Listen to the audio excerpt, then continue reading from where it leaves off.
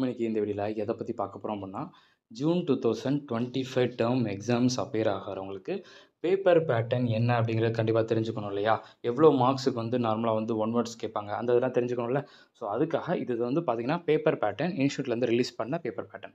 Okay, இது வந்து just ஒரு பேட்டர்ன் அவ்வளோதான். ஓகேங்களா? இதில் இருக்க ஒன் வேர்டு இதில் இருக்க தியரிஸ் அப்படியே வருங்கிறது கிடையாது. இது வந்து ஒரு பேட்டர்ன் எந்த மாதிரி இருக்குங்கிற ஒரு ஃபார்மேட். ஓகே, இப்போ பார்த்துக்கிட்டிங்க அப்படின்னா உங்களுக்கு வந்து எப்படி சொல்கிறதுனா 15 எம்சிக்யூஸ் வந்து கொடுத்துருக்காங்க.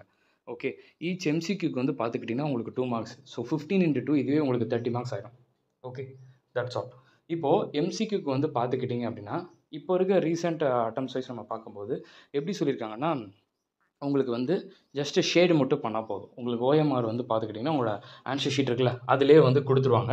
அதில் வந்து நீங்கள் என்ன பண்ணுற மாதிரி இருக்குன்னா இப்போ ஃபஸ்ட்டு ஒன் வேர்டுக்கு என்ன ஆன்சர், ஏனா ஏ, பினா பி, சினா சி அப்படிங்கிறத மட்டும் நீங்கள் என்ன பண்ணால் போதும் ஷேடு மட்டும் பண்ணுற மாதிரி இருக்கும்.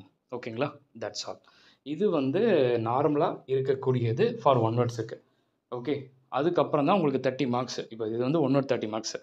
ஈச் ஒன் வேர்டுக்கு 2 மார்க்ஸ். ஓகேங்களா? நீங்கள் தப்பாக எழுதினீங்கன்னா 2 மார்க்ஸ் போயிடும், கரெக்டானா 2 மார்க்ஸ். ஸோ அதனால் அந்த நெகட்டிவ் கான்செப்ட் அப்படிலாம் எதுவும் கிடையாது.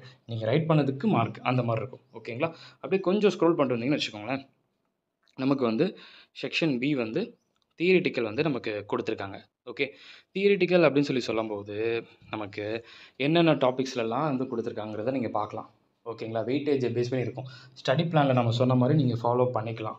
ஓகே, அதாவது எப்படி சொல்கிறது அப்படின்னா உங்களுக்கு 14 × 5 = 70 மார்க்ஸ் இருக்கா? ஃபஸ்ட் என்ன சொல்லியிருக்காங்க பாருங்கள், answer any 5 questions out of 7 questions given. 2, 3, 4, 5, 6, 7, 8 இருக்கா? 2 ஏபி, ஏவும் பியும் சேர்ந்தா 14 மார்க்ஸ். ஓகே, அப்போது 2, 3, 4, 5, 6, 7, 8 இதில் வந்து ஏதாவது 5 ரைட் பண்ண போகிறீங்க. இப்போது ஃபார் எக்ஸாம்பிள் 2ல் வந்து ஏ பி 2 இருக்குது. 2ல் ஏ மட்டும் தெரியுது, 3ல் பி மட்டும் தெரியுது. ஓகேங்களா? இப்போ என்ன பண்ணுவாங்க மார்க்ஸு, என்ன பண்ணுவாங்கன்னா 2A அட்டன் பண்ணது 7 மார்க்கு. அதுக்கு நீங்கள் எவ்வளோ ரைட் பண்ணியிருக்கீங்களோ அதுக்கேற்ற மாதிரி மார்க் கொடுத்துருவாங்க. தென் 3ல் பி ரைட் பண்ணியிருக்கீங்களா, அட்டன் பண்ணதுக்கு எவ்வளவோ அதுக்கேற்ற மாதிரி மார்க் கொடுத்துருவாங்க. இப்போ என்ன கவுண்ட்டுனா நீங்கள் 2Bயோ 3Aயோ விட்டுட்டீங்கன்னு வச்சுக்கோங்களேன்.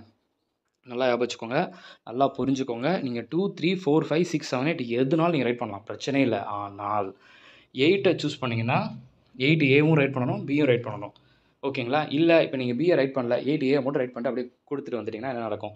ஒன்றும் நெகட்டிவ் மார்க்லாம் கிடையாது. 8B அட்டன் பண்ணல, 7 மார்க்கு நீங்கள் அப்படியே விட்டுட்டு வந்த மாதிரி தான். ஓகே, அப்போ 8A வந்து 7 மார்க் இருக்குன்னா அந்த 7க்கு உங்களுக்கு எவ்வளோ மார்க் கலெக்ட் பண்ணுறாங்களோ அது அவ்வளோதான். That's all. இந்த மாதிரி தான் இருக்கும். ஓகே, அதனால் கம்ப்ளீட்டாக விட்டால் அப்படியே அந்த மார்க்ஸ் போயிடும். இப்போ 8Bயை மொத்தமாக விட்றீங்கன்னா 7 out of 7 அப்படியே போயிடும் உங்களுக்கு. சரியா? இவ்வளோ தான். இதை ஃபர்ஸ்ட் ஆஃப் ஆல் நல்லா பேசுவோம். அதனால் முடிஞ்ச அளவுக்கு வந்து எக்ஸாம்ஸ் பொறுத்த மட்டும் எந்த ஒரு கொஷின்ஸும் ஒமிட் பண்ணாமல் எல்லாத்தையும் அட்டன் பண்ணிட்டு வர ட்ரை பண்ணுங்கள். 2, 3, 4, 5, 6, 7, 8 கம்ப்ளீட்டாக எல்லாத்தையும் கிளியராக புரிஞ்சு நீங்கள் அட்டன் பண்ண ட்ரை பண்ணுங்கள். அவ்வளோதான். அதுதான் நான் மெயினாக சொல்ல வர்றது. Okay, that's all. இப்போது இதில் வந்து பார்த்துக்கிட்டிங்கன்னா நிறைய பேர் கேட்குறது வந்து என்னென்னா 2Aவும் பியும் ரெண்டும் சேர்ந்து அட்டன் பண்ண தான் மார்க் கிடைக்குமா? அப்படி கிடையாது. இப்போ நீங்கள் 2A ரைட் பண்ணியிருக்கீங்கன்னா நீங்கள் ரைட் பண்ணதுக்கு எவ்வளோ மார்க் கொடுக்க முடியுமோ அந்த மார்க்கை கொடுத்துருவாங்க. அதுக்கான மார்க்கு 7. நீங்கள் ரைட் பண்ணதுக்கு வந்து கொஞ்சம் மிஸ்டேக்ஸ் பண்ணிக்கிங்கன்னா 5 கொடுப்பாங்க, 5 கொடுப்பாங்க, அவ்வளோதான். ஓகே, இப்போ 2B வந்து நான் ரைட் பண்ணலையே ப்ரோ அப்படின்னா நீங்கள் ரைட் பண்ணலன்னா உங்களுக்கு அங்கே 7 மார்க் போச்சு, அவ்வளோதான். நீங்கள் ரைட் பண்ணால் அதுக்கேற்ற மார்க்கு, பண்ணலன்னா அவ்வளோதான், அதுக்கேற்ற மாதிரி போயிடும். Okay, that's all. 2Aவில் எனக்கு ஒரு கொஷின் தெரியும், 3Bயில் எனக்கு ஒரு கொஷின் தெரியும் அப்படின்னா பண்ணலாம், தப்பு இல்லை. பட் நான் அதை தான் சொல்கிறேன், நீங்கள் ஒரு கொஸ்டினை அங்கே பாயிண்ட் பண்ணி ரைட் பண்ணால் தான் அந்த இடத்துல வந்து உங்களுக்கு மார்க், அவ்வளோதான். பண்ணலைன்னா அதுக்கான மார்க் அப்படிங்கிறது இல்லை. நீங்கள் அதனால் எதனாலும் சூஸ் பண்ணுங்கள். ப்ரோ நான் 2ஐயும் 3ஐயும் எனக்கு கொஷின் டஃபாக இருக்குது, நான் 4, 5, 6, 7, 8 நான் சூஸ் பண்ணிக்கலாமா? தாராளமாக பண்ணிக்கலாம். எதுனாலும் சூஸ் பண்ணுங்கள். ஓகேங்களா? அவ்வளோதான். நீங்கள் ரைட் பண்ணதுக்கேற்ற மாதிரி மார்க் கிடைக்கும். That's all. இது வந்து தியரிட்டிக்கல்.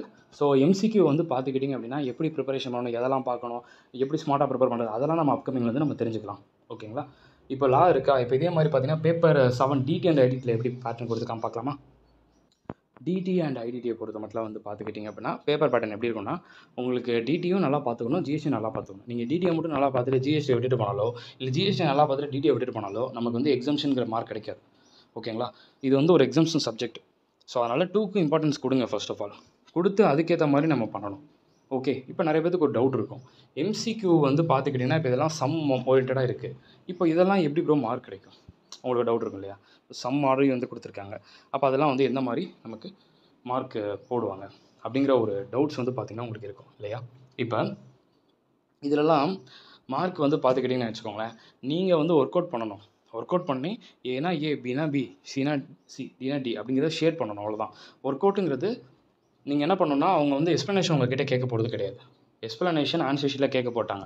ஆன்சர் ஷீட்டை பொறுத்த மட்டும் உங்களுக்கு ஓஎம்ஆர் மாதிரி கொடுத்துருவாங்க. ஜஸ்ட் நீங்கள் அதை ஷேரை மட்டும் பண்ணுறோன்னா 2 out of 2 அப்படிங்கிற மார்க்ஸ் கிடச்சிரும். ஒர்க்கிங்ஸ் வந்து அதுக்கு கீழே எந்த இடத்துல ஆன்சர் ஷீட்டில் நீங்கள் கொடுக்க தேவையில்லை.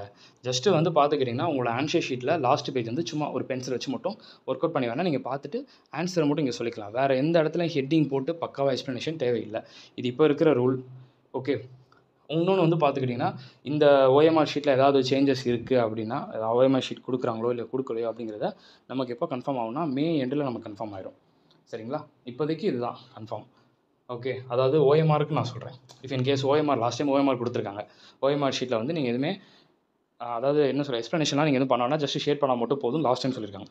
அதுக்கு ப்ரீவியஸ் அட்டெம்ப்ட்டில் வந்து பார்த்தீங்கன்னா ஓஎம்ஆர் இல்லை. ஸோ அதனால் அது இருக்கா இல்லையாங்கிறது நமக்கு இந்த அட்டெம்ப்ட்ஸில் நமக்கு தெரிஞ்சிடும். மேக்ஸிமம் இருக்கும். ஏன்னா லாஸ்ட் அட்டெம்ப்ட்டில் இருந்திருக்குல்ல. அப்படிங்கும்போது இந்த அட்டெம்ப்ட்லேயே வந்து அதே மாதிரி தான் கொடுப்பாங்க. 15 மார்க்கு. அதே மாதிரி 1 வேர்ட்ஸு. ஈச் 1 வேர்ட்ஸ்க்கு வந்து பார்த்தீங்கன்னா 2 மார்க்ஸுங்கிற மாதிரி வந்து உங்களுக்கு இருக்குது. சம்ஸ் எல்லாம் வந்து பார்த்தீங்கன்னா 2லேருந்து 8 வரைக்கும் உங்களுக்கு டிடி அண்ட் ஐடிடி ரெண்டுமே சேர்ந்துருக்கு. ஐடிடியை மட்டும் நல்லா ஸ்மார்ட்டாக ப்ரிப்பேர் பண்ணிட்டு வச்சுக்கோங்களேன்.